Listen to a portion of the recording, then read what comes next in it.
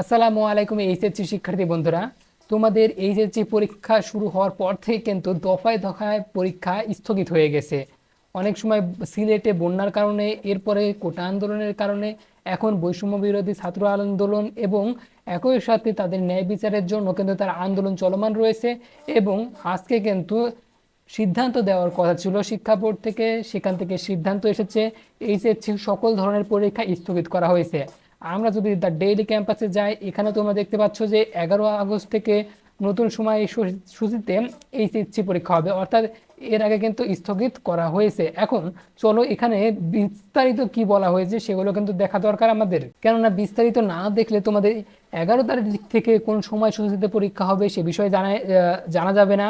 আর আমরা তো আসি নতুন ভিডিওর মাধ্যমে কিন্তু তোমাদেরকে সেই সময়সূচি জানিয়ে দেব। এখানে লক্ষ্য করো যে 11 আগস্ট থেকে নতুন সময়সূচিতে এইচএসসি এর আগ পর্যন্ত পরীক্ষা স্থগিত, অর্থাৎ সকল ধরনের পরীক্ষা কিন্তু স্থগিত ঘোষণা করা হয়েছে। এবং 11 আগস্ট থেকে নতুন সময়সূচি দিয়ে কিন্তু এইচএসসি পরীক্ষা নেওয়া হবে। তবে এখন পর্যন্ত কিন্তু সময়সূচি আসেনি। সময়সূচি আমাদের হাতে আসলে তোমাদেরকে আমরা সেই সময়সূচি দিতে পারবো। এখানে কি বলা হয়েছে চলো দেখে নিই।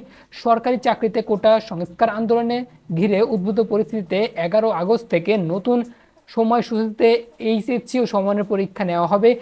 আগ পর্যন্ত সকল পরীক্ষা স্থগিত করা হয়েছে। এটা কিন্তু প্রথম আলো থেকে প্রকাশিত একটা নিউজ। আজ বৃহস্পতিবার ঢাকার শিক্ষা বোর্ডের চেয়ারম্যান অধ্যাপক তপন কুমার সরকার প্রথম আলোকে এ তথ্য নিশ্চিত করেছেন।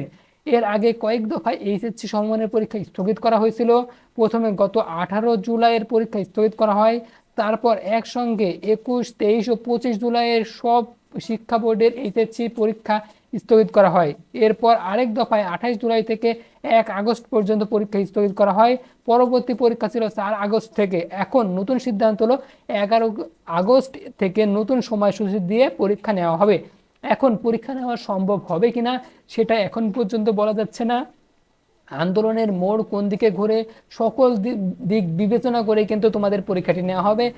বলা যায় যে তোমরা এখন একরকম তোমাদের একটি সেশন জটের মধ্যে পড়ে যেতে পারো, কিংবা তোমাদের যেহেতু পরীক্ষাটা পিছিয়ে যাচ্ছে, মানে তোমাদের অ্যাডমিশন পিছিয়ে যাবে, তোমাদের প্রিপারেশন নেওয়া পিছিয়ে যাবে, সব কিছুই কিন্তু পিছিয়ে যাবে। কিন্তু একটা কথা মনে রাখবে, বর্তমান যে আন্দোলনটি চলমান রয়েছে এই আন্দোলন কিন্তু সবার জন্যই।